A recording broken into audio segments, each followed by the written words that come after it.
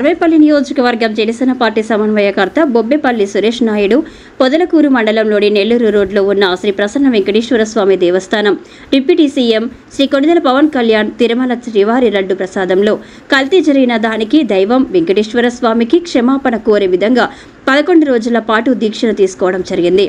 ఆ దీక్షకి మద్దతుగా ఈరోజు సర్వేపల్లి నియోజకవర్గం జనసేన పార్టీ నుంచి పొదలకూరు మండలంలోని శ్రీ వెంకటేశ్వర స్వామి దేవస్థానం నందు 11 కొబ్బరికాయలు కొట్టి ఆ పవిత్రమైన ప్రసాదం అపవిత్రం చేసిన వారికి శిక్ష పడాలి, అటువంటి వారిని రాష్ట్రం నుంచి బహిష్కరించాలని ఆ కలియుగ దైవం వెంకటేశ్వర స్వామి పాదాలను వేడుకుంటూ రాష్ట్రాన్ని, రాష్ట్ర ప్రజలని ఆ స్వామి మనసారా కాపాడాలని, ఇటువంటివి మళ్లీ పునరావృతం కాకుండా చూడాలని మనస్ఫూర్తిగా కోరుకుంటూ ఈరోజు ఉదయం కాకాని గోవర్ధన్ రెడ్డి మీడియా సమావేశం ఏర్పాటు చేసి అందులో కొన్ని కాగితాలను చూపిస్తూ ఇవే రుజువులు, మేము నిజాయితీ పరులము, సత్యవంతులము అని చెప్పి డప్పు కొట్టుకుంటున్నారు. మరి డూప్లికేట్ కాగితాలు చూపించడంలో, అవినీతి పరిపాలన చేయడంలో వైసీపీ నాయకులు, వైసీపీ పార్టీ సిద్ధహస్తులు కాబట్టి మీ డూప్లికేట్ మాటలను సర్వేపల్లి నియోజకవర్గ ప్రజలు వినే పరిస్థితిలో లేరు. ముందు తెలుసుకొని ఏదైనా మాట్లాడాలని హితవు పలికారు. ఈ కార్యక్రమంలో సందూరి శ్రీహరి, యనమల మధు, నారదాసు రవి, దశరథ రామయ్య, బండి మనోజ్, ప్రవీణ్, విష్ణు, మహేష్, చిన్న, దినేష్, భార్గవ్, విజయ్, ఆనంద్, సంజు తదితరులు పాల్గొన్నారు.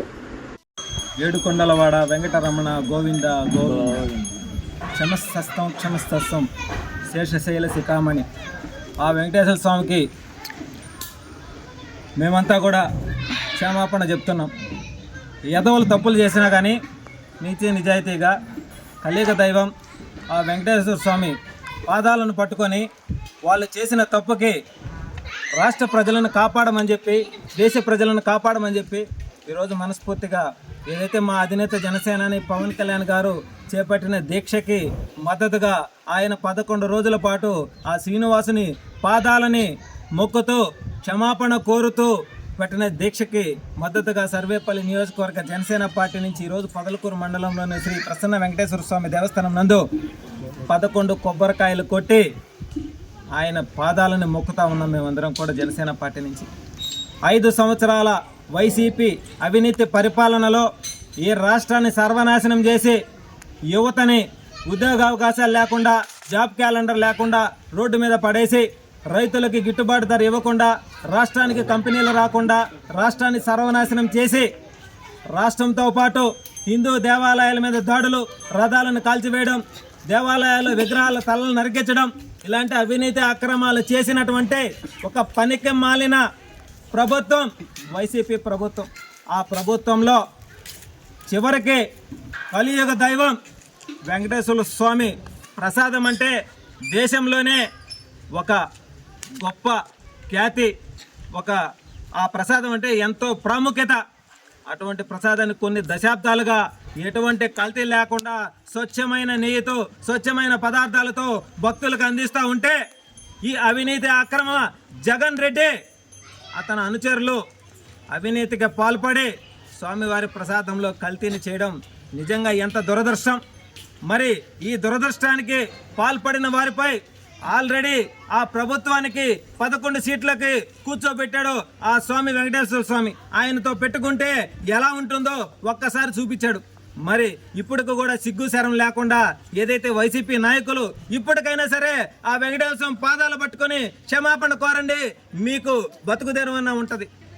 రెండో విషయానికి వస్తే, ఈ సర్వేపల్లి నియోజకవర్గ ప్రజల చేత 2 సార్లు ఓట్లు ఇచ్చుకొని గెలిచి అరమంత్రి అయ్యి సిగ్గు శరం లేకుండా ఈ రోజు ప్రెస్ మీట్ పెట్టి నువ్వు ఏదో పత్రాలు తీసుకొచ్చి చూపిస్తున్నావంటే, దొంగ పత్రాలు చూపించడంలో నీకంటే సిద్ధహస్తులు ఈ రాష్ట్రంలో ఎవరో లేరు.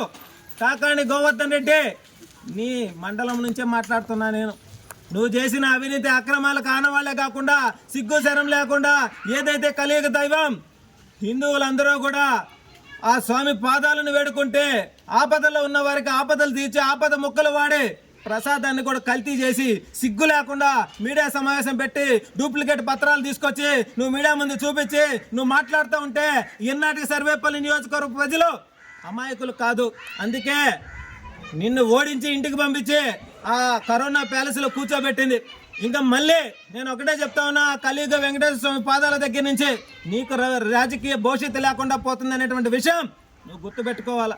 సిగ్గు లేకుండా ఈరోజు మీడియా ముందుకు వచ్చి మాట్లాడతావే, తప్పు చేసి ఆ తప్పును సరిదిద్దుకోవడంలో మీ రాజకీయాల కంటే, మీ జగన్ రెడ్డి కంటే, నీకంటే అవినీతి పరులు ఎవరో లేరు. ఆ విషయం రాష్ట్ర ప్రజలకి తెలుసు, సర్వేపల్లి నియోజకవర్గ ప్రజలకి తెలుసు. కాబట్టి ఒక్కటే తెలియజేస్తా ఉన్నాం, ఇంకైనా సరే నోరు అదుపులో పెట్టుకొని ఈ డూప్లికేట్ పత్రాలు తీసుకొచ్చి మీడియా ముందుకు చూపించొద్దు. నీ భోగోతం నువ్వు మంత్రి అయిన వెంటనే ఏదైతే కోర్టులు దొంగలు పడ్డారో, డాక్యుమెంట్స్ పోయినాయో, ఆ రోజే నీ బతుకు బయటపడింది, నీ చరిత్ర బయటపడింది, నీ అవినీతి బయటపడింది. ఈ విషయాన్ని గుర్తుపెట్టుకోవాలి. అదేవిధంగా ఏదైతే కలియుగ దైవం ఆ వెంకటేశ్వర స్వామి పాదాలకు నమస్కరిస్తూ, అయ్యా శాంతించు, ఏదైతే తప్పు చేశారో వాళ్ళందరినీ శిక్షించు. ఆల్రెడీ శిక్షించావు, వాళ్ళకి ఇంకా బుద్ధి చెప్పాలా. అదే ఎన్డీఏ కూటమిలో భాగంగా మేమందరం కూడా ఒకటే కోరుతా ఉన్నాం, ఇటువంటి అవినీతి అక్రమాలకు చేసిన వారిపైన శిక్ష పడాల్సిందే. జనసేన పార్టీ సిద్ధాంతాల్లో ఒకటే ఒకటి ప్రధానమైనది, కులాలను కలిపే ఆలోచన, మతాల ప్రస్తావన లేని విధానం జనసేన సిద్ధాంతం. అందులో భాగంగా ఏ మతంలో ఎవరికి ఇబ్బంది వచ్చినా సరే జనసేన పార్టీ గళం వినిపిస్తాం, వాళ్ళకి అండగా నిలబడతాం. అందులో భాగంగా హిందువులకి పవిత్రమైనటువంటి